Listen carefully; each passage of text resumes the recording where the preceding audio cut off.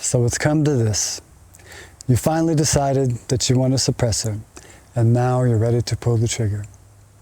Well, you should be ashamed of yourself. I mean, how dare you think that you somehow have the right to take your hard-earned money and purchase some sort of metallic, federally regulated hearing safety device that is not only unconstitutionally, if that's even a word, complete with its very own unfair, unwarranted, unnecessary tax stamp of approval from the little old gay TF. I mean, what are you, some sort of a terrorist or something? Hello, welcome back to another installation of What Would Lou Do? So, what we're looking at today is suppressors, and we're going to try to answer the question that a lot of you probably have, especially you guys who may be new to suppressors. How effective are they really? Are they good when it comes to reducing the level of noise? Are they beneficial and even controlling recoil, right? There's a lot that suppressors are marketed to do, and we want to try to answer a couple of those questions for you to make your search a little easier. So the specific suppressor we're looking at today is from the anechoic company. So this specific version is titanium. It's very light. It's even lighter without it in the box. It's made in the USA. It's lifetime warranty, so if you have any problems with it, right, they'll take care of it. Now, there's some things on here that, again, we want to critique because suppressors are a serious investment. A lot of times, they can be quite expensive. Plus, you've got, you know, a very thorough background check. Wait times can be all over the place. I know a lot of people are bragging about, hey, I walked in there one day and I walked out of there with it the next day. Was not the case for me. 91 days until I was approved for this here. So don't think that just because some YouTuber or some Joe Blow on the street got theirs really, really fast, that's going to be the case for you. Not to mention there's that tax stamp price, right? And then there is a transfer fee. So you definitely want to make sure that you're going with the right suppressor. So this suppressor can be taken apart and serviced for cleaning if you want to. It's a really nice looking suppressor. I do like the looks of it, but looks can be deceiving. And what we want to know is how effective is it? The box says whisper quiet. I'm going to tell you right now, I've never heard any suppressor be whisper quiet. So that's a bit of a tall tale for sure. But does it compete well against some of the other brands, right? Like Silencer Co., Dead Air, rugged suppressors. Can this one go toe to toe with some of those other brands? So we're gonna back up and set up and shut up and shoot up. All right, so we're downrange now. We're back here at the Fundra. So instead of me trying to freehand it and moving around and everything, I want to kind of sit here prone and see how the recoil feels and obviously the sound. So yeah, that's what we're gonna do. And then of course, once we heat them both up, we'll test to see what the difference is in temperature. Really wanted to do the sound test, but man, this is just, I mean, only gun companies can afford this stuff. I mean, it's crazy how expensive that stuff is. So that's a bummer, but we're going to make the best of it anyway. So get ready.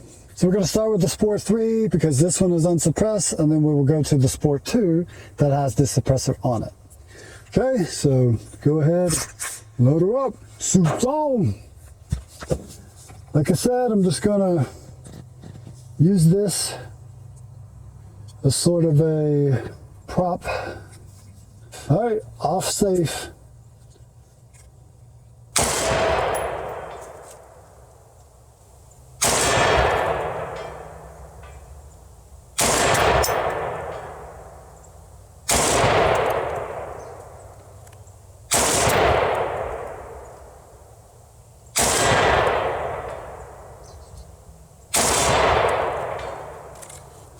Alrighty, got a little bit of a kick for sure.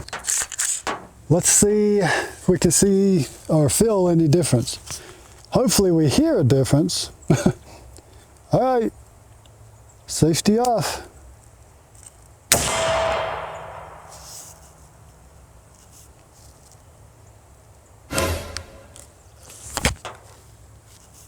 What happened here? Oh, had an issue.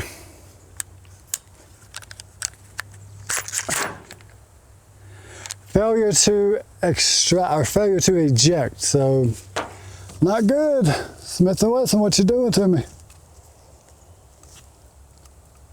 And broke a thingamabob here. Oh boy.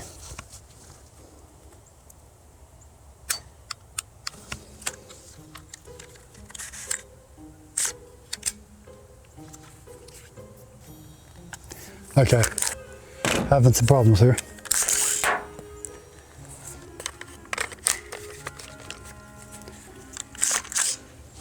Okay.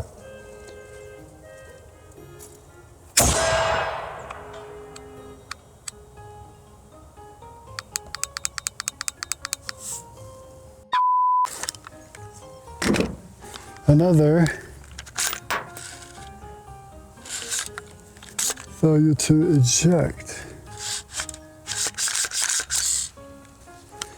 God, don't tell me I'm gonna have to send this thing back. I hate their warranty though. I had major problems with this, and so I had to send it off to Smith & Wesson. They replaced this with an old slide, one that basically is of far less value than the Shield Plus model that I purchased. I'm having some issues here with the old Sport 2, but the show must go on, so I'm just gonna have to manually cycle each round, looks like. Stinking old Smith & Wesson. Boing! Oh boy.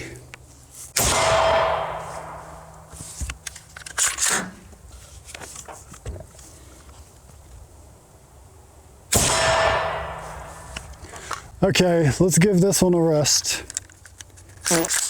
Ready. Safety off.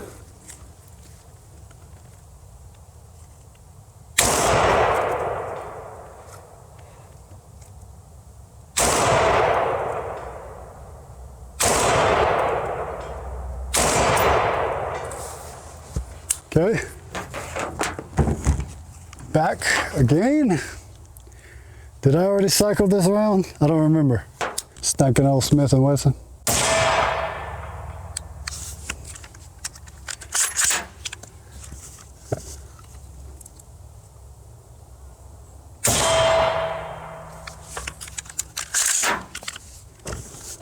I'm getting better at this.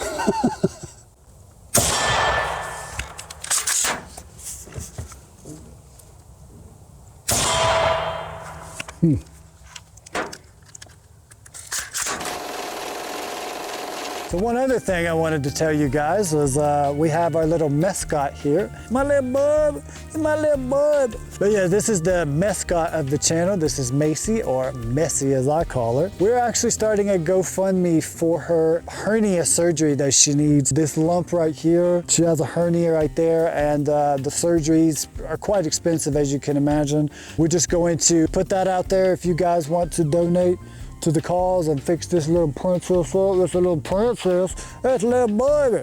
No, none of that, especially on camera. So yeah, help a little mess burn out. Come on. All right, so I'm going to try something real quick just to see what the issue is, because we need to get that thing pretty hot, which is going to require steady fire, pretty steady fire anyway. But with that ejection not happening, I'm going to need to try a different mag to see if the problem is ammo related. If the ammo from this doesn't fire in this, then it's definitely not the ammo. You know what I mean? Nope.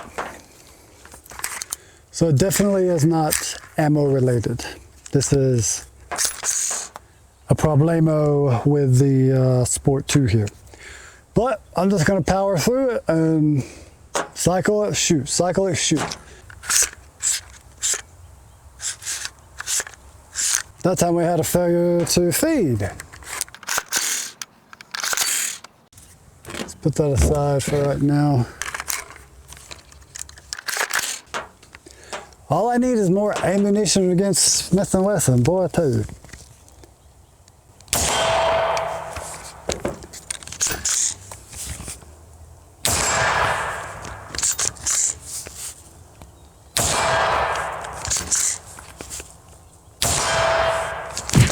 Oh, that one hurt. Holy moly, that one stuck real good. Oh.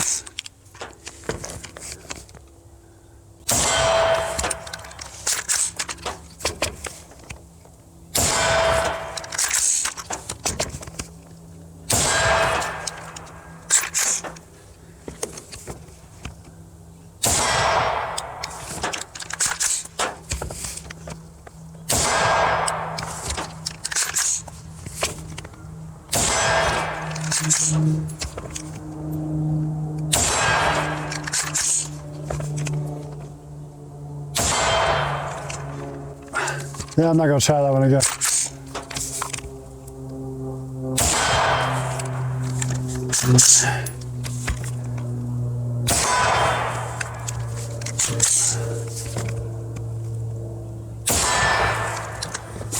Man, there were a lot more rounds on that than what I thought.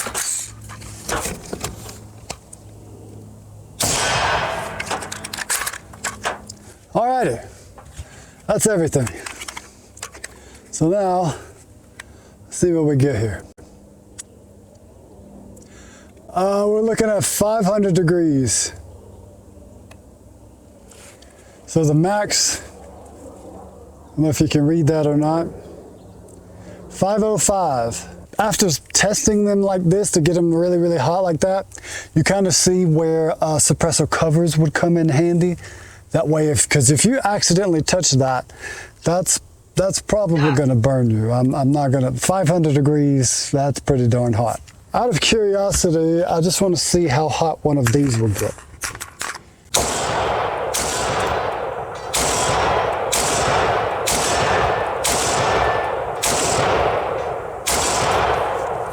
The box is sliding here. Alrighty. 141. So yeah, this with the ventilation probably keeps it from getting so hot. Versus these, it's a very narrow hole. And you can imagine just with that round going through there over and over and over, that it gets pretty darn hot. So let's see how hot it is now that it's had a little bit of time to cool.